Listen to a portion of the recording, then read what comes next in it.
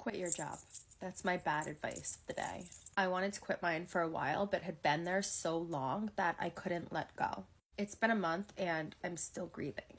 I didn't expect. I never thought that I would grieve the loss of a job that wasn't a good fit for me.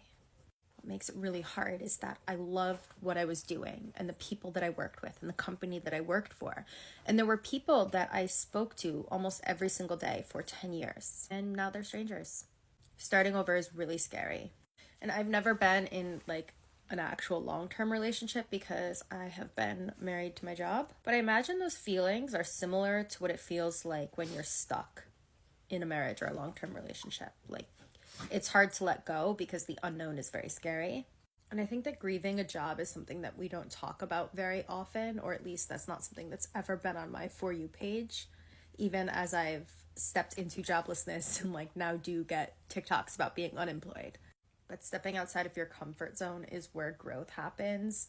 But don't quit your job if you need to get a new one to replace it right after, because the job market is worse than 2009 right now. Like, I graduated college in 2009, and when I finished college, I thought that I was going to move in with my boyfriend in Costa Rica, and I was opening a frozen yogurt store, or planning to, in the Tres Rios Mall, and I had this ping that was like, this is not your life, this is not the right guy for you, and I walked away.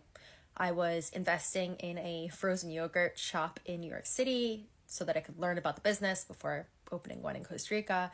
And I just walked away from my relationship and everything I had planned, and it was 2009, so there were no jobs. I was in a very different place then because I didn't have children or responsibilities or a home, or I was just a kid.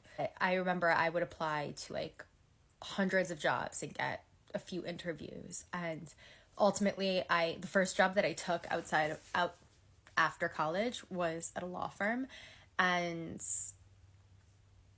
in the Empire State Building. And when I was like, sure, I just wanted to take it as like a bridge job, they slid a piece of paper across the table and said it's $13 an hour.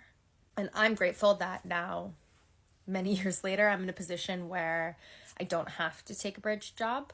But don't take my advice on quitting your job unless you are good for like 6 to 12 months without one, because it's rough out there.